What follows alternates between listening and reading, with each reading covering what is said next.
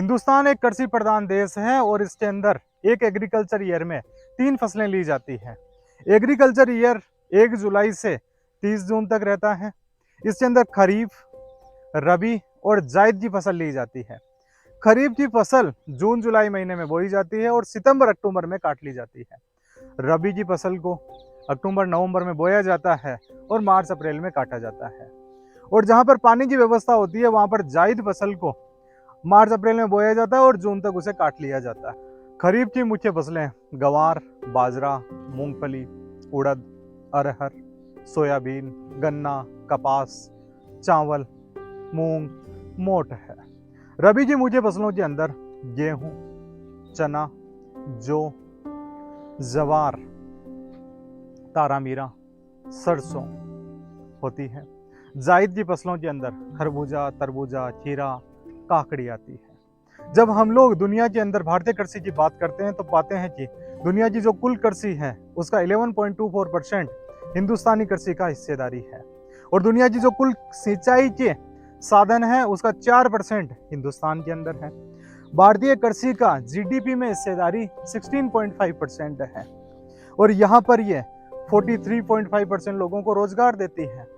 भारतीय कृषि की जो वर्तमान स्थिति है उसके अंदर ये 3.2% की दर से बढ़ोतरी कर रही है।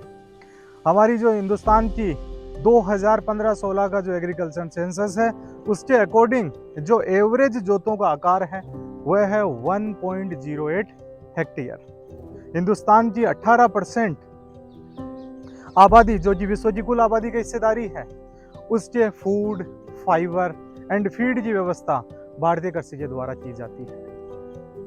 फसल उत्पादन में चावल व गेहूं की प्रधानता है। कुल बोए गए क्षेत्र मीन्स टोटल सोन एरिया में 38% एरिया ये दोनों फसलें ही कवर कर लेती हैं। साथ ही गेहूं व चावल उत्पादन के अंदर हिंदुस्तान का दुनिया में दूसरा स्थान आता है। हिंदुस्तान के कुल बोए गए क्षेत्र का 49% एरिया सिंचित क्षेत्र है। जैसे जैसे शहरीकरण, मॉडर्नाइजेशन बढ़ता जा रहा है वैसे वैसे फूड डाइवर्सिटी और एग्रीकल्चर डाइवर्सिटी भी बढ़ती जा रही है। अब आमजन का रुझान फल, सब्जियों, पोल्ट्री, पिगरी, फिशरीज की तरफ बढ़ता है। साथ ही जो मिलेट्स हैं, मोटा अनाज जैसे बाजरा, जवार, रागी, इनकी तरफ भी आमजन का रुझान बढ़ता जा रहा है। क्योंकि जब हम लोग गेहूं खाते हैं तो उससे हमारी डायबिटीज के चांसेस बहुत ज्यादा बढ़ जाते हैं क्योंकि गेहूं का ग्लाइसेमिक इंडेक्स बहुत ज्यादा होता है। इसलिए हमारे खान पान में हमें रागी और मोटे अनाज को उपयोग में लेना चाहिए। खासकर जो बाजरा है हिंदुस्तान के बड़े इलाकों में होता है, हिंदुस्तान के अंदर ही बाजरे की पूर्ण खपत हो जाती है, उसका उपयोग भी आजकल बहुत ज्यादा बढ़ गया है। साथ ही कृषि के सामने बहुत सारी चुनौतियां भी हैं। कहा जाता है कि हिंदुस्तान की जो कृषि है वो मानसून का जुआ है, means is highly dependent on the monsoon. कई बार मानसून ढंग से नहीं आ पाता तो फसल की ऐसी हालत हो जाती है जिससे हमारी प्रोडक्टिविटी बहुत कम हो जाती है। जब हम लोग ग्लोबल लेवल पे इसे कंपेयर करते हैं तो यूएसए, चाइना, ब्राजील की तुलना के अंदर हिंदुस्तान के अंदर आधे से भी कम उत्पादन होता है। और जब हम लोग हिंदुस्तान में रीजनल लेवल पे बात करते हैं तो बहुत ज्यादा रीजनल डाइवर्सिटी है। पंजाब के अंदर 4400 किलोग्राम प्रति हेक्टेयर उत्पादन होता है तो राजस्थान में केवल 1400 किलोग्राम प्रति हेक्टेयर ही उत्पादन होता है। साथ पे कहीं पे इरिगेशन फैसिलिटीज बहुत ज्यादा है तो कहीं पे इरिगेशन फैसिलिटीज है ही नहीं।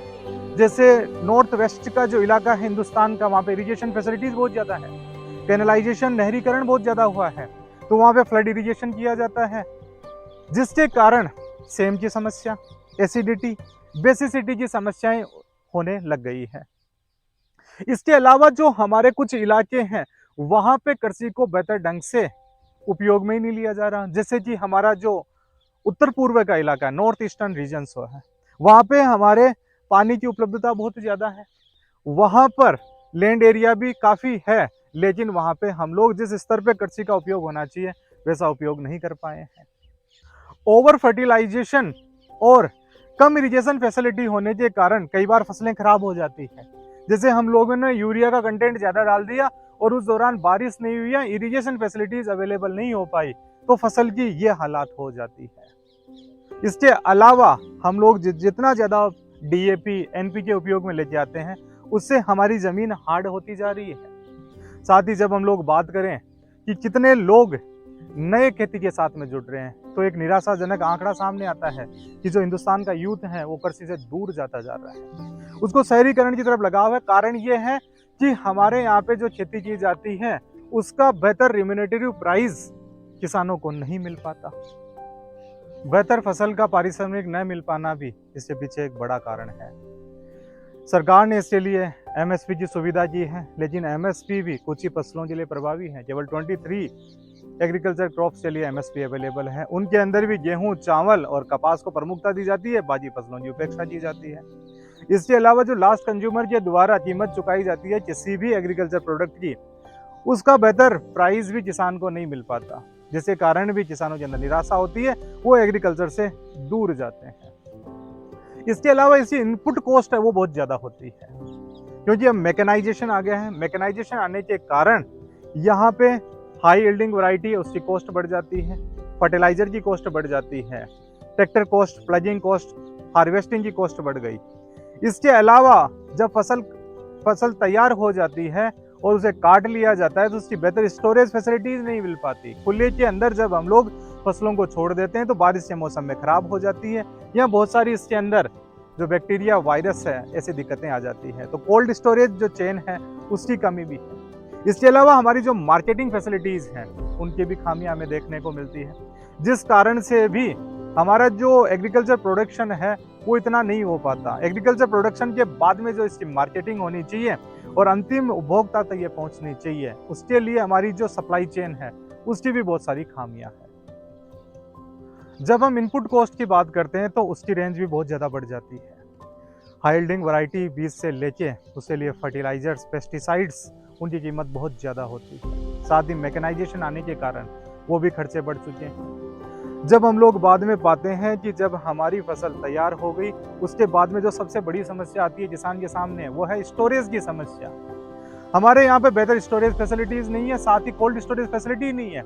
जब हमारी सब्जियों को, फलों को या हमारे जो फसली उत्पाद हैं उनको हम लोग खुले के अंदर स्टोर करते हैं तो बारिश में उससे खराब होने के चांसेस रहते हैं। इसके अलावा इसके अंदर बैक्टीरिया, वायरस या कीड़े मकोड़े लगने से भी ये खराब हो जाते हैं। तो हमारा जो बड़ा सारा उत्पाद है वो तो हमारी स्टोरेज फैसिलिटीज की कमी के कारण ही खराब हो जाता है। इसके अलावा हिंदुस्तान के अंदर जो सप्लाई चेन है उसकी कमी है। हमारा जो फूड प्रोसेसिंग सिस्टम है उसके अंदर भी खामियां हैं, जिस कारण से फसलों के अंदर वैल्यू एडिशन नहीं हो पाता। जैसे ये प्याज है, इन प्याज के लिए यहाँ पर बहुत ज्यादा प्याज उत्पादन हो रहा है, तो यहीं पे अगर इसके फूड प्रोसेसिंग प्लांट लग जाए तो यहीं पे फैक्ट्रियां डेवलप हो जाएगी, रोजगार बहुत ज्यादा डेवलप हो सकते हैं। उसके बाद में इनकी पैकेजिंग करके दूसरी जगह पे सप्लाई की जा सकती है। सरकार इनके लिए बहुत सारी योजनाएं भी लेके आई है। हिंदुस्तान की कृषि की खास बात है मिश्रित खेती, यानी जब खेती की जाती है उसके साथ में ही पशुपालन किया जाता है, जिसके कई सारे फायदे हैं। एक तो पशुओं का जो गोबर होता है वो खाद के रूप में काम में लिया जाता है, और जो फसल उत्पादों के बाद में जो चारा बचता है उनको पशु खा लेते हैं। इसके अलावा कई बार हमारे बीमा के रूप में भी पशु काम करते हैं कि हमारे द्वारा बकरी, गाय, भैंस बेच दी जाती है, दूध बेच दिया जाता है, जिससे किसान की एक्स्ट्रा इनकम भी शुरू हो जाती है। अगर किसानों को किसानी से जोड़े रखना है, यूथ को इससे जोड़ना है और नए लोगों को भी खेती से जोड़ना है, तो जरूरत है इसमें आय बढ़ोतरी की। उसके लिए हमारे को एक प्लान स्ट्रेटेजी के तहत काम करना होगा। जैसा सरकार काम कर रही है, सरकार के साथ में आम जन को, जो खेती से जुड़े हुए सेक्टर्स हैं, उनको भी साथ में जुड़ के काम करना होगा। इससे रिलेटेड अलग अलग योजनाएं चल रही हैं, उन योजनाओं का हमें प्रत्यक्ष लाभ लेना होगा। जैसे पर ड्रॉप मोर क्रॉप, यानी कम सिंचाई के अंदर अधिक उत्पादन। उसके लिए अब हमारे को पूरी जगह जहां जहां खेती होती है वहां पर ड्रिप इरिगेशन, स्प्रिंकलर इरिगेशन किया जाना जरूरी है, न कि हम फ्लड इरिगेशन करें, जिससे हम लोग वाटर का सस्टेनेबल उपयोग भी कर लेंगे और हमारे सामने जो सेम एसिडिटी, बेसिडिटी की समस्या है उससे भी निजात पा लेंगे। जहां कहीं पे भी एसिडिटी और बेसिडिटी की समस्या आ जाती है, उस समस्या का निस्तारण हमारे द्वारा रॉक फॉस्फेट, जिप्सम के छिड़काव या मैन्योर के छिड़काव से किया जा सकता है। जब हमारा इनपुट कॉस्ट की बात की जाए तो उसमें हम लोग हाई यील्डिंग वैरायटी को उपयोग में लेंगे। हमारे द्वारा ही हमारे खेतों के अंदर बेहतरीन क्वालिटी के बीज डेवलप हम लोग करें, बेहतर तरीके से प्लगिंग हो, बेहतर तरीके से टीलिंग हो, हमारे खेतों का मैकेनाइजेशन हो, जिससे बेहतर हम लोग ज्यादा उत्पादन की तरफ बढ़ सकें। उसके लिए हमारे को सरकार की तरफ से भी सब्सिडी की जरूरत होती है, साथ में ही हम लोग बेहतर बीजों को बना सकें, उसके लिए हमारे को एक नए रिसर्च सेंटरों की भी जरूरत पड़ेगी। जब किसान के द्वारा खेती का उत्पादन कर दिया, उसके बाद में जरूरत पड़ती है सिंचाई की, तो सिंचाई पे हमने बात की है। उसके बाद में जब फसल चल रही होती है उस दौरान कई बार खराबा हो जाता है, उसके लिए सरकार ने प्रधानमंत्री फसल बीमा योजना बना रखी है। हमारा जब केसीसी बनाया जाता है उसी दौरान फसल बीमा किया जाता है, तो उसका प्रॉपर इम्प्लीमेंटेशन होना चाहिए। कई बार फसल बीमा बेहतर तरीके से नहीं हो पाता, किसानों को जो लाभ मिलना चाहिए वो लाभ नहीं मिल पाता है। इसके बाद में हमारा जो वेयर हाउसिंग सिस्टम है, कोल्ड स्टोरेज सिस्टम है, वो बेहतर होना चाहिए। बाद में सप्लाई चेन, मार्केटिंग फैसिलिटीज वो भी बेहतर तरीके की होगी, तब ज़्यादा से ज़्यादा हमें लाभ मिल पाएगा।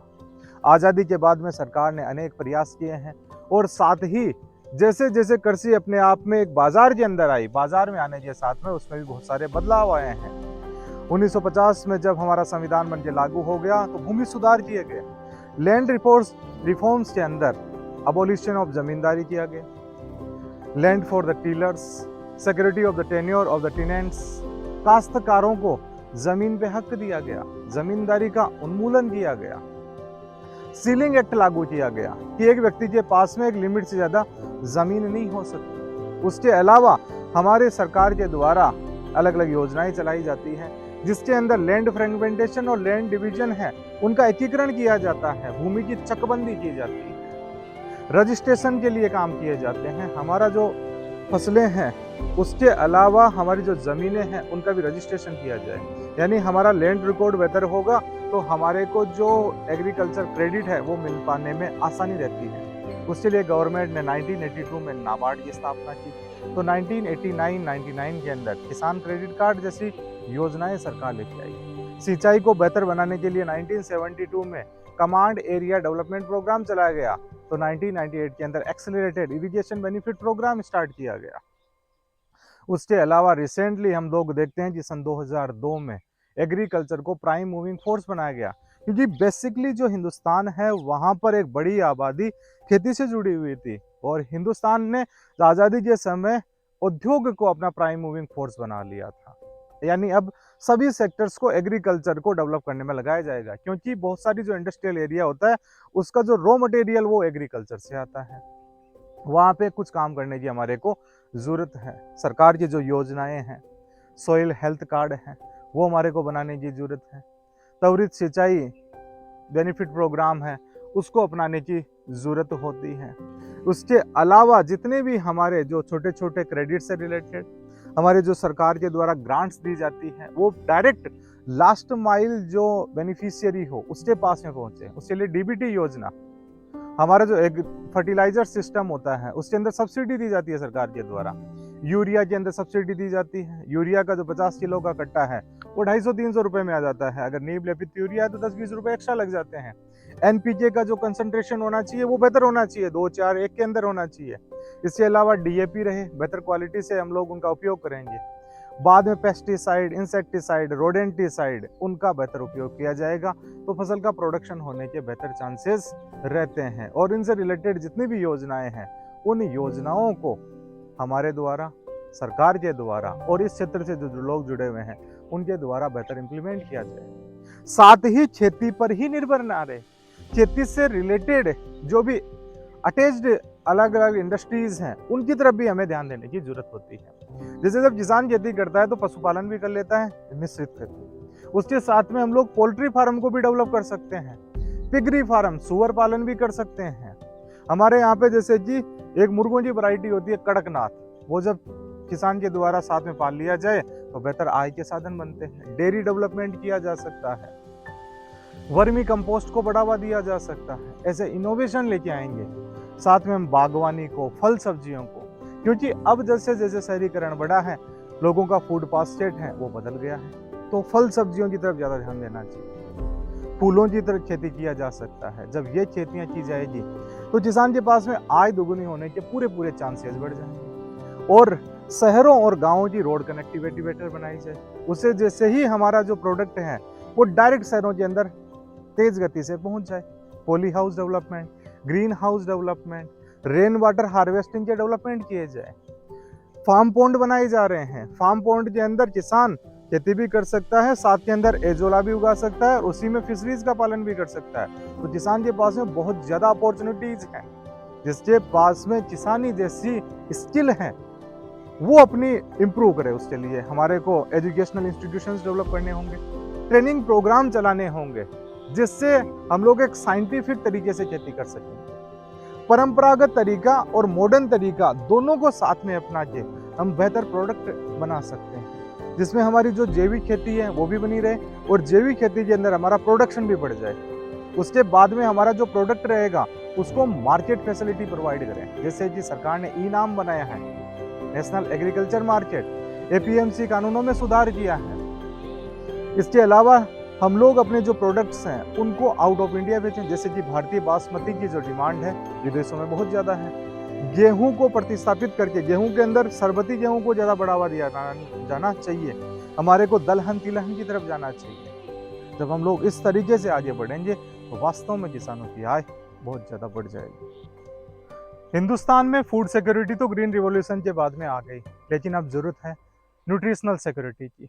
हमारे को अपनी फूड डाइवर्सिटी को बढ़ाना होगा। अब गेहूं चावल से आगे बढ़कर हमें हमारे जो प्रोटीन सप्लीमेंट्स हैं या हमारे जो विटामिन को पूर्ति करने वाले जितने भी न्यूट्रिएंट्स हैं उनकी तरफ हमें आगे बढ़ना होगा। यानी कि हमारे को अब हमारे जो मिलेट्स हैं, फल सब्जियां, दलहन तिलहन की तरफ भी ध्यान देना होगा, जिससे हमारा फूड बास्केट बेहतर हो पाएगा।